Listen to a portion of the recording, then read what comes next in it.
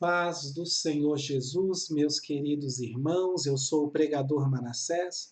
Sejam bem-vindos ao nosso humilde canal, como sempre, trazendo uma porção da palavra de Deus para edificar a sua vida e aquecer o seu coração.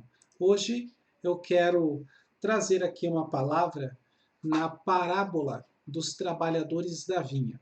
Mateus 20, verso 1 em diante, é onde você tem Jesus narrando essa parábola. Ele começa dizendo: porque o reino dos céus é semelhante a um homem, pai de família, que saiu de madrugada a assalariar trabalhadores para a sua vinha. Muito bem. A interpretação dessa parábola, se você puder, pegue a sua Bíblia para conferir. A interpretação dessa parábola está no capítulo anterior, Mateus, capítulo 19, do versículo 27 ao 30. Né? Não a interpretação literal, mas o que levou Jesus a trazer esta parábola para nós foi esse episódio, Mateus 19, 27 a 30.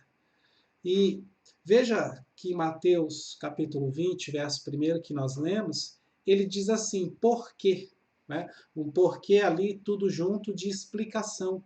Né? Por que o reino dos céus? Então, essa palavra porquê indica que ele está dando continuidade ao assunto. Né? Embora esteja no início do capítulo 20, é importante lembrar que o original da Bíblia não tem capítulo e nem versículo, correto? Então, muitas das vezes isso acontece na Bíblia, que o capítulo ele pode, se você não prestar atenção, atrapalhar a interpretação. Né? Você nem sempre dá para considerar que o capítulo é o início de um episódio. Nem sempre. Tá? E é o caso aqui. O capítulo 20 não dá início ao episódio. Né? Ali é a continuação. Jesus está conversando com os seus discípulos e nessa conversa, por causa de uma pergunta que foi feita, ele dá uma resposta e usa a parábola como exemplo da sua resposta. Então, o Pedro ele faz uma pergunta, Mateus 19, 27. Diz assim, Pedro, tomando a palavra, disse, né, eis que nós deixamos tudo e te seguimos. O que receberemos? Então veja que a pergunta de Pedro é relacionada a salário, pagamento, galardão, recompensa. E aí Jesus, dos versos 28 de Mateus 19 até o 30, Jesus dá a resposta curta para ele.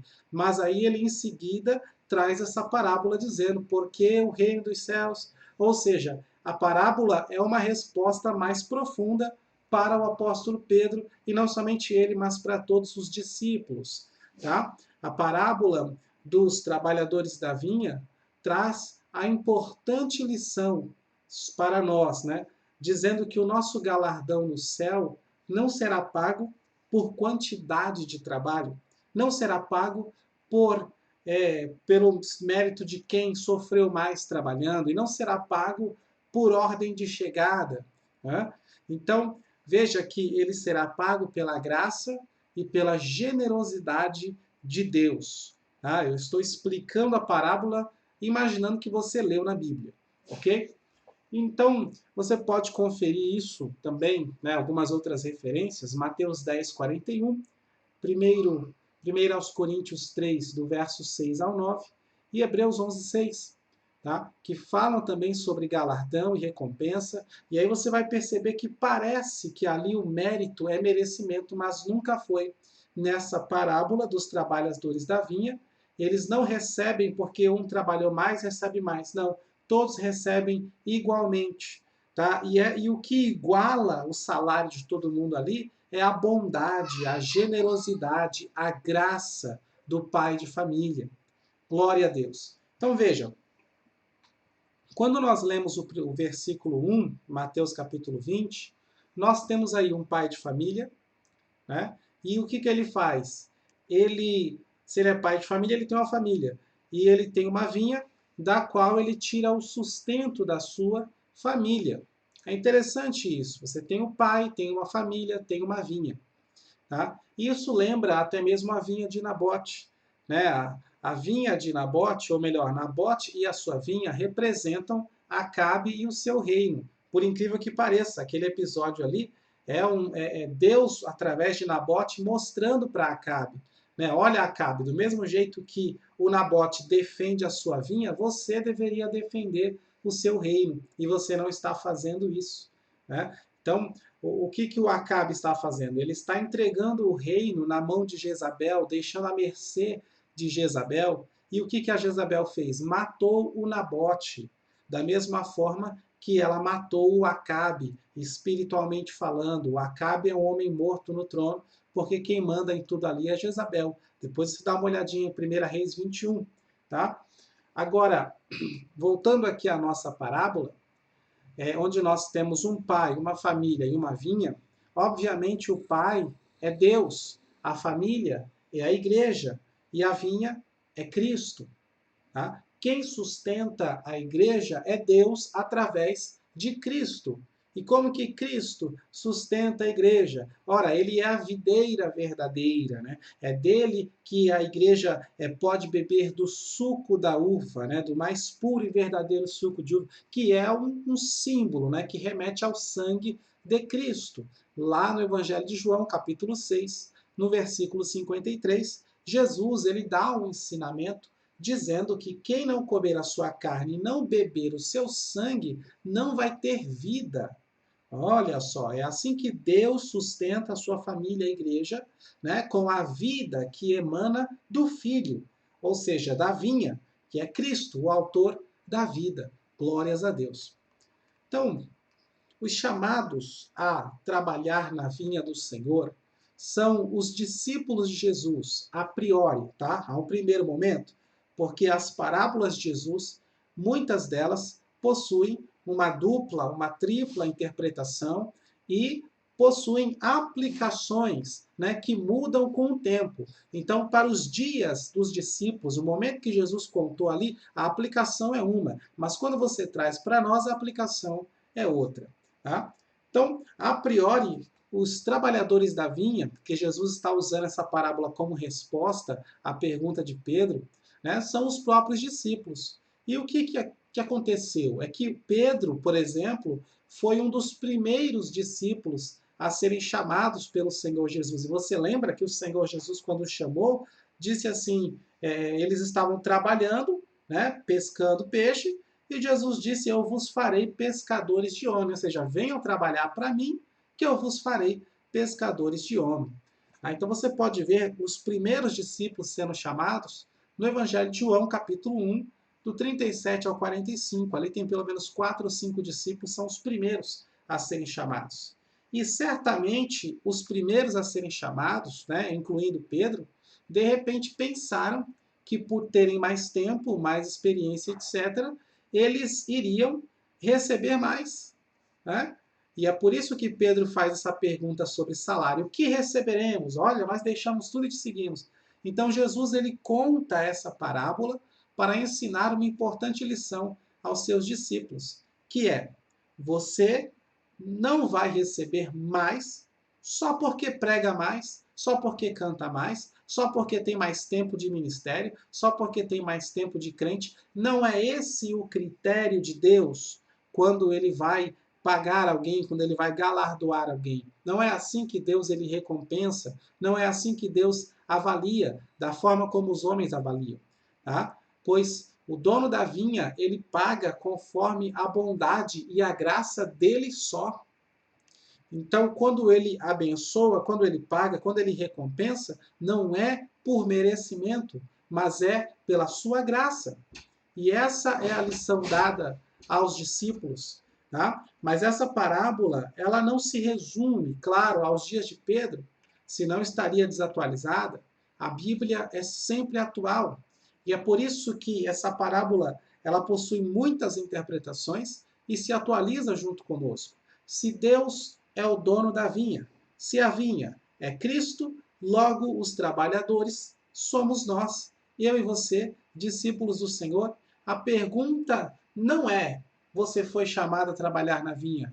Não, não é essa a pergunta que devemos fazer. Ah, será que eu fui chamado? De maneira nenhuma. Você tem que se perguntar o seguinte: Você está trabalhando na vinha?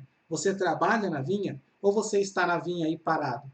Porque na realidade, na verdade, todos nós somos chamados por Deus. Né? Romanos 8, 28, entre tantos textos, né? Muitos são chamados, todos são chamados, porque o dono da vinha chama a todos que estão na praça, e não somente isso, ele volta lá na praça várias vezes ao longo do dia para continuar chamando mais e mais trabalhadores, ainda que seja a última hora.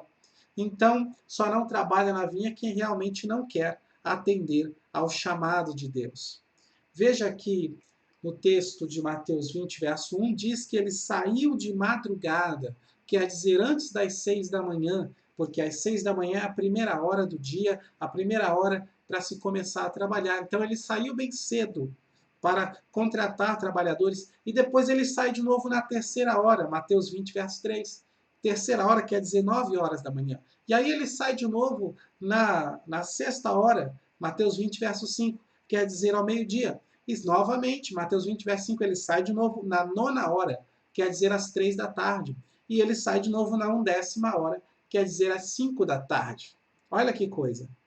O ciclo de trabalho era das 6 da manhã, a primeira hora, até às 6 da tarde ou da noite. Não faz sentido você chamar alguém para trabalhar às 5 da tarde, porque ele vai trabalhar apenas 1 hora. Isso não é metade de um dia, não é um terço de um dia, isso é muito pouco. Tá? E é por isso que, quando você vê que ele, mesmo faltando 1 hora, ainda sai para chamar mais trabalhadores, aí você percebe que a questão, né, do dono da vinha simplesmente ele quer contratar o máximo possível de trabalhadores. Não é uma questão de, estou precisando de mais gente. Ué, faltando 1 hora só para acabar o dia, você está precisando de mais gente? Não, não é essa a questão de precisar de mais gente. A questão é o contrário, é que tem mais pessoas precisando de trabalho. Então, nem que seja a última horinha, eu vou dar esse privilégio a eles de trabalharem pelo menos esta última hora. Glória a Deus. Então, daí você já está vendo a generosidade, né? E essa generosidade, ela é ampliada ao infinito quando ele paga todos eles por igual. Por isso que ele ficava voltando lá na praça o dia todo, né? O seu objetivo é trazer mais trabalhadores à vinha, ou seja, trazer mais discípulos a Cristo, tá? Como Cristo disse, né? Ninguém vem a mim se o Pai não o trouxer. Então, na parábola, nós ganhamos esse nome, trabalhadores, porque Deus não chama quem gosta de ser desocupado. Estar desocupado é uma coisa temporária. Agora, gostar de ser desocupado é muito diferente. E aqueles trabalhadores, eles estavam na praça, isto é, querendo trabalho, aguardando serem contratados. E qual que é o nosso trabalho? E essa é a parte, eu acho que mais linda. O nosso trabalho é cuidar da vinha, para que cresça e dê muitos frutos. Isto é, cuidar de Cristo em sua vida, para que ele cresça em ti, enquanto você diminui, até que chegue o ponto que as pessoas olham para você e veem Cristo em você. Glória a Deus. Porque você reconhece o trabalhador da vinha, né? Quando ele vem do lagar, vem com as vestes manchadas, né? Do suco de uva, tá? Ele vem com as características de quem esteve trabalhando na vinha, tá? E isso deve ser também na nossa vida, que tenhamos em nós as características de Cristo, as marcas de Cristo, o fruto do Espírito em nossas vidas. Glória a Deus. E por fim, né, essa parábola mostra os judeus e os gentios sendo levados até Cristo. Né? Primeiramente os judeus e depois os gentios. Veja que os primeiros trabalhadores, que eles fizeram um contrato, uma aliança. Tá? Olha, vocês querem trabalhar? Queremos. Então vamos combinar assim? Um dia de trabalho, um denário. Ali é um contrato de trabalho. Foi o que foi feito com Israel, foi feita uma aliança. Tá? Deus fez uma aliança com eles. E Paulo diz em Romanos 9,4, né, que é deles. As promessas são deles, as alianças são deles, o culto, a lei, e deles é que vem o Cristo. E isso é o próprio Cristo que diz em João 4,22. Ele diz para a mulher samaritana, a salvação vem dos judeus. Ou seja, não é dentre os samaritanos que vai sair o Messias sai dentre os judeus. Aleluia. Então, Com estes primeiros trabalhadores, que é Israel, foi feito um contrato, mas com os demais trabalhadores que foram chamados, veja que não foi feito contrato nenhum. O dono da vinha, ele apenas chamou e disse, eu pagarei o que for justo. Vão lá, vão trabalhar, ide trabalhar. Né? Você vê isso nos versos 4 e 7.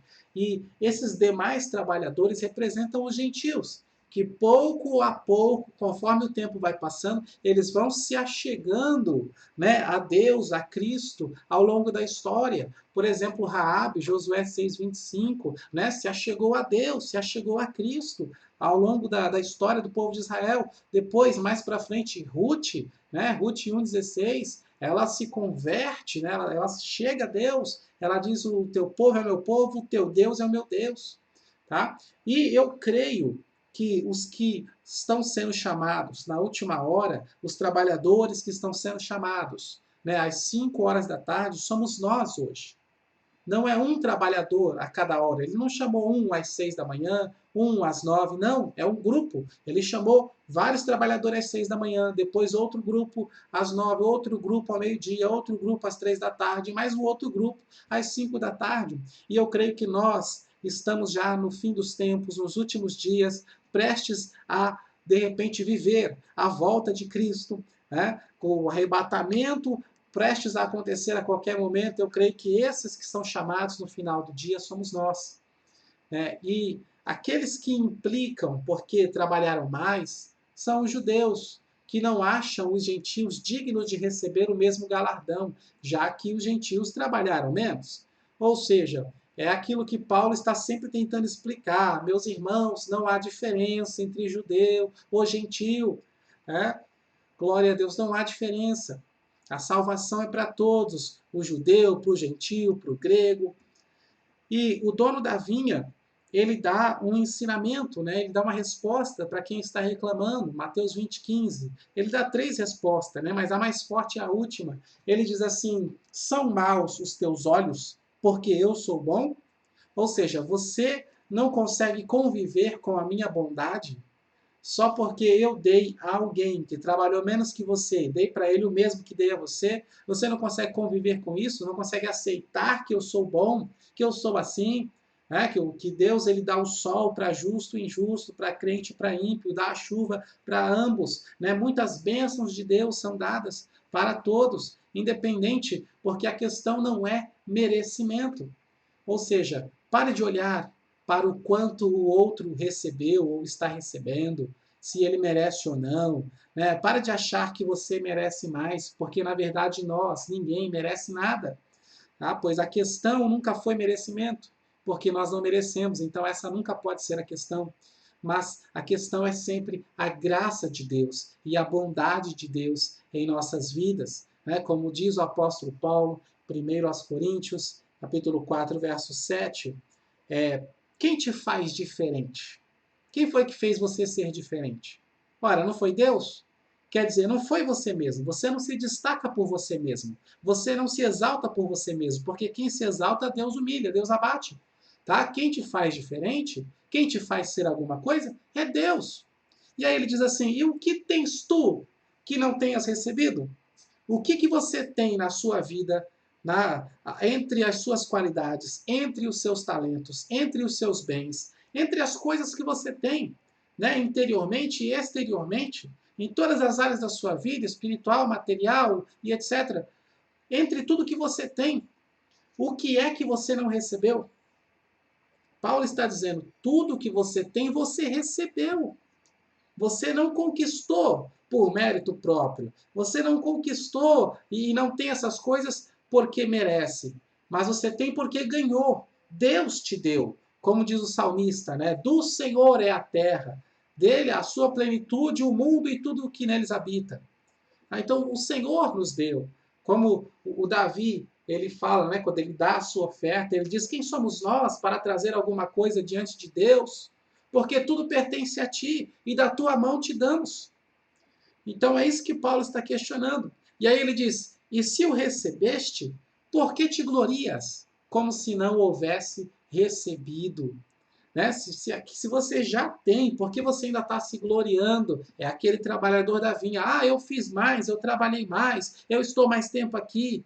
Ué, mas você recebeu o seu pagamento, por que você está se gloriando como se não tivesse recebido? Aleluia. Essa é uma parábola que nos leva muito a refletir, e é claro que não dá para esgotar o assunto dessa parábola nesse vídeo, e creio que nem livro nenhum, porque ela é muito, muito profunda. Tá bom? Eu vou ficar por aqui. Espero que você tenha gostado. Tá? Deixa o like no vídeo, se inscreve no canal, compartilha nas redes sociais. Que Deus abençoe tua vida, tua família e o teu ministério, em nome de Jesus.